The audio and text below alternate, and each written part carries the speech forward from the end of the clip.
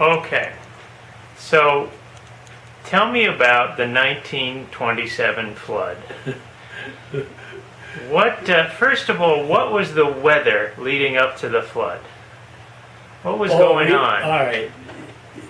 Well, remember, I was 10 years old, so. I know, and I know from reading since that we'd had a month of rainy, hard, very wet weather before the 27 flood. Ground was very saturated. And I remember my grandparents talking, especially my grandmother talking how wet the soil was. And Randall Street wasn't much different. There was an awful. It's true today, but it was true in 1920s. There was a bunch of children on Randall Street, and it's pretty much continued, which I think is grand. I enjoy the children, and on the whole, they're very respectful of me, and I just think it's nice to have the children around. Of course, it was my grandmother. It was a horrible thing to call children kids. And she would always spout out, goats have kids, you have children. And my grandmother and my aunt, they never got over it. They never gave up changing young people from kids to from children to kids. And that started just about 25, 6, somewhere along in there. So tell me about the day of the flood. The day of the flood was a hard raining day. I remember my father driving, they had a pickup in the Ayers plumbing and heating business, and he drove it through the water to get it in the garage. and the water just came up beyond belief. And the amazing thing, looking at the way things are today, it wouldn't be much of any job to get 20 or 40 volts out to help you. In 1927, the night of 27, when the rain was, when I went out in a boat, the boat was a little 10 or 12 foot long handmade boat that children, or young, they weren't adults, teenagers maybe, had on a small pond down next to Winooski Street. And that was the only boat they had that night. It really wasn't much of a boat, but I went out with my great aunt, great uncle, and my sister, and we went out in a boat. Rob Carpenter from the firemen rowed the boat, I remember that. And we got out when we left from the middle of steps of the house. Rob came back and got my mother and my dad, and stopped on Elm Street and picked up my grandmother. And I don't know whether he picked up, I doubt if he had capacity for Orlo or not. But they went out with that load, and they came back again and brought my grandfather Orlo and my aunt Pauline out and left them on Randall Street. By the time we did that, the water was up to, so it was starting on Main Street in that short a time, 15 minutes, 20 minutes, So certainly you, less than a half hour. was it up to the second story of your house? Eventually, it was at the windowsills on the second floor was the height of the water in 27. Was the water rushing or just Oh no, rising? it bonded. There was no big currents on Randall Street. Were you scared? I don't know. No, I think, well, it was a crisis, and I don't remember crying, or I don't remember making a big deal of it being a crisis, but I'm sure it was. And I was taught you take care of things and do it like it should be done, and I pretty much did it at that night. Then we ended up at the schoolhouse. Waterbury High School. Waterbury High School. And spent the night there. And the flood a week ago here, we walked up street and water up to my belt. Up to my chest, about up here. And here I am, 94 years old, water up to my chest, curbs to go over, and of course I had enough water so it wasn't hard you didn't need to fall down. You were almost swimming when you got up there. And so I got up there, and there again we ended up at Waterbury. We ended up at the this time in a new high school. There's been a new building there. The old building is still there. We ended up spent the night in myself,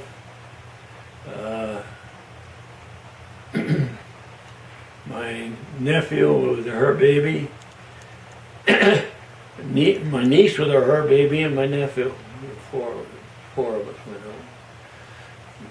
Who helped you out of your house? We just walked out. On your own? Yeah. And the water was there. It was pretty buoyant. Worst thing was curbs that you could stumble on.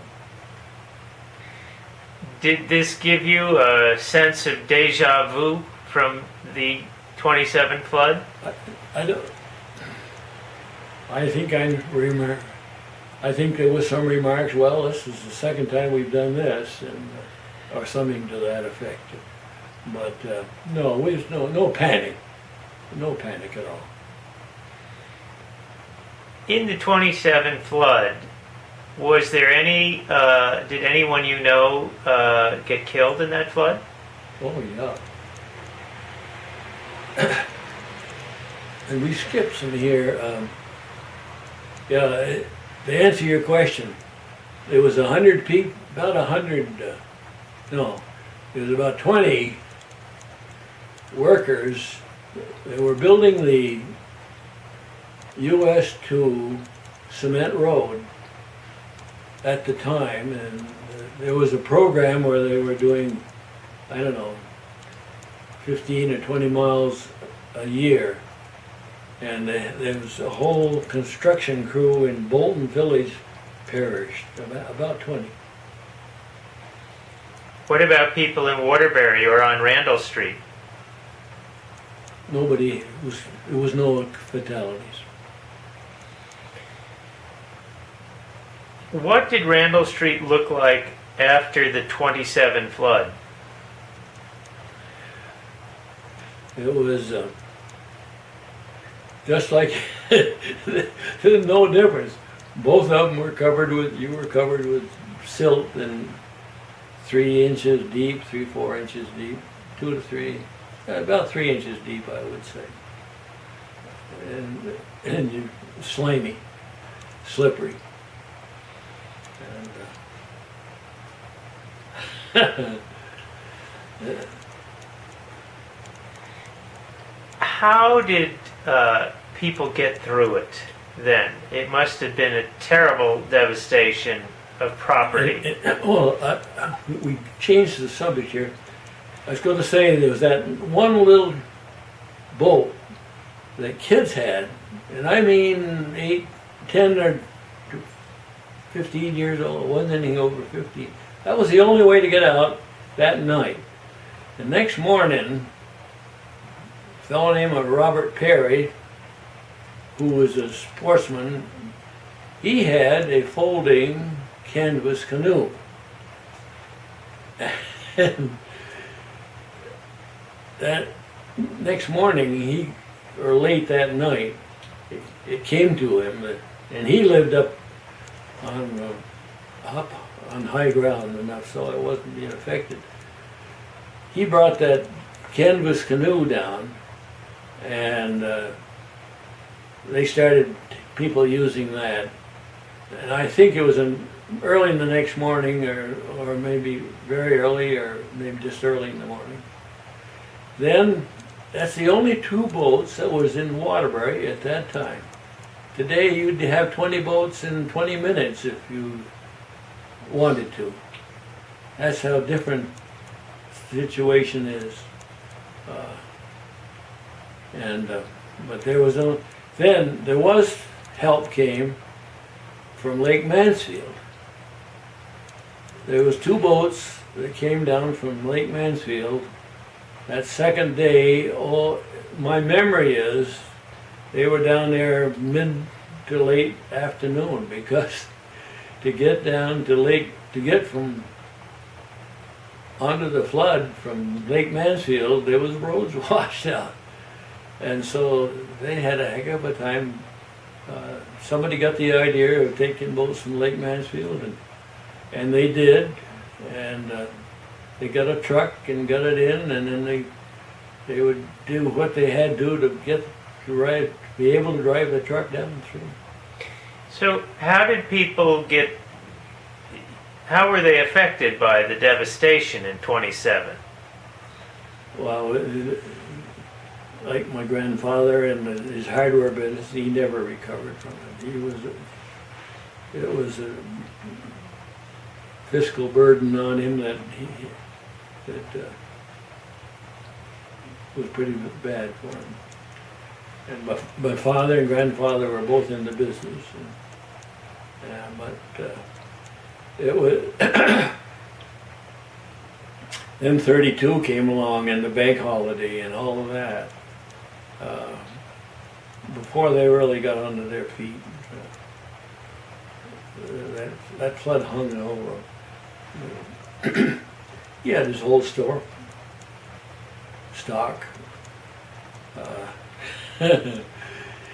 He was a plumber, and he had a lot of pipe, but when he went to have somebody use it, the threads were all rusted.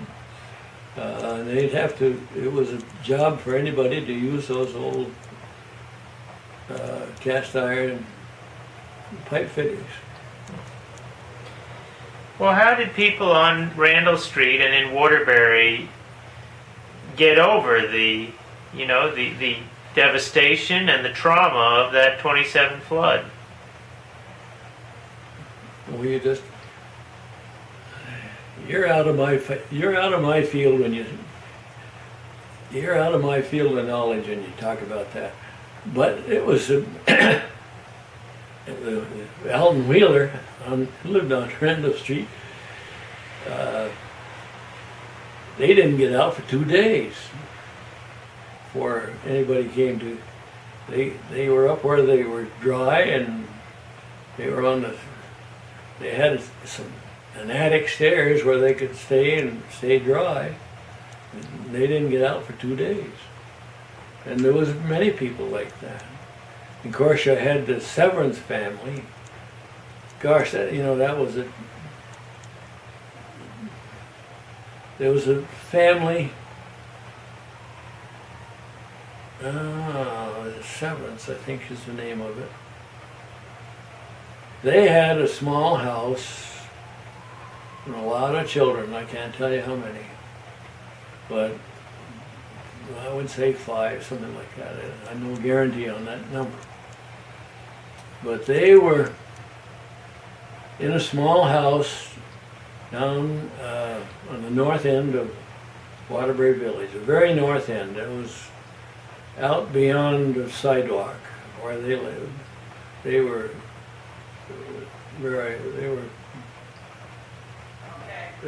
close to destitute people.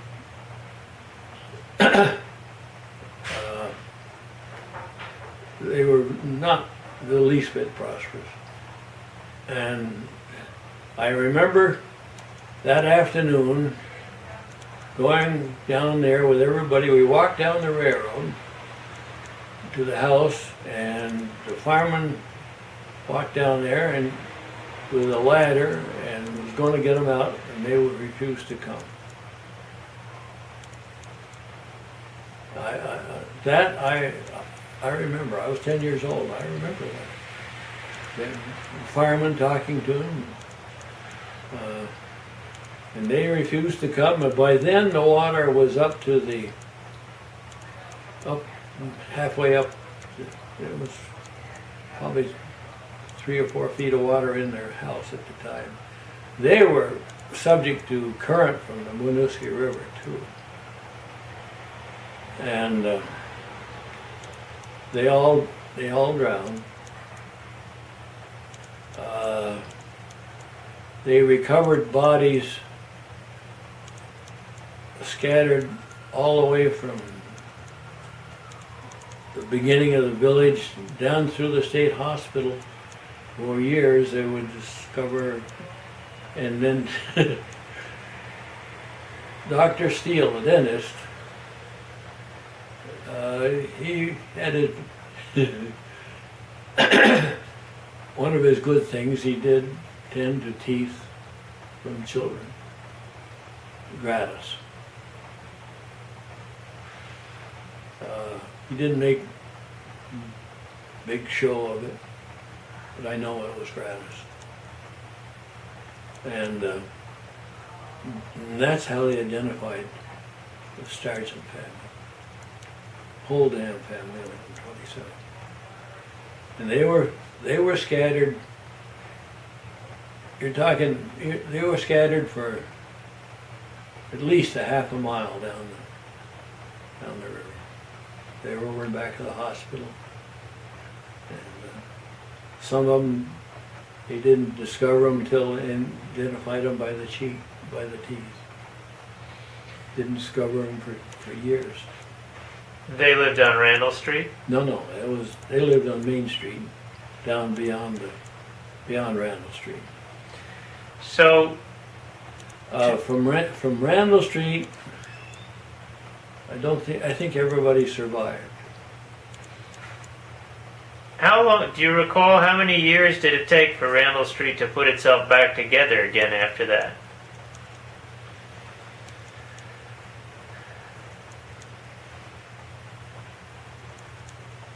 Well, the water and sewer was back together. Water service and sewer service was back probably within less than a week.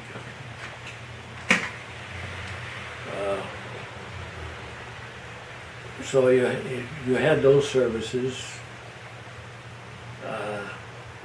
Rubbish collection was handled in different. There wasn't any rubbish collection in those days. I don't know what people did. There was, yes, I do. There was a town dump where everybody took their stuff. Down below south of the village, there was a place where the railroad went straight and left a big pit, half a mile long and deep. And that was filled after the flood. Got an awful lot of stuff in there. What about your house after the 27 flood? What happened to it? My folks' house? Uh, they went out, as I settled in that afternoon, late. They,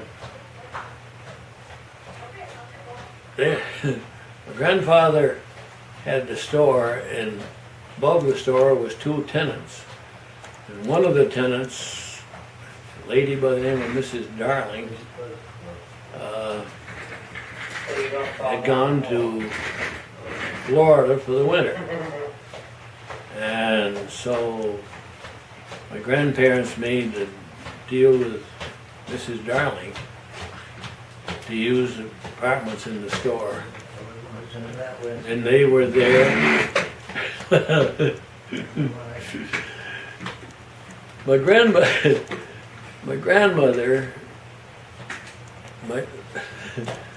the original house on on the corner, my grandparents' house, my grandmother that was settled in 1890 something. Well, no, it was settled in the 1880s. And then my grandfather was prosperous enough, so he built the big house in 1892, the house on the corner. That big house and barn, and actually I now own it. But that was a struggle. But my grandfather moved them across the street into a house that was Marley Wright owned at the time. And they put addition on that house, and that house is still there, just like that. But in the 1892 house, that was my grandfather's, my grandmother wanted it, and she never liked it. She was pissed off. I don't think you better put that in there, but she was almost vehement about that the builder wouldn't do anything she wanted. She'd come out with something she'd wanted, and he wouldn't do it. 27 came, and they were moved up in the house. And my grandfather found a source of money, and they built a fireplace in the house and changed it all over. And the structure. And my grandmother was happy. The only one, I think she lived 2 years after that and got pneumonia and died young. But the story is told me, of course I was 10, and that's the story is told to me, that she was terribly unhappy with that 1890 house. Were any of the houses lost in the flood on Randall? No. There were some garages that were.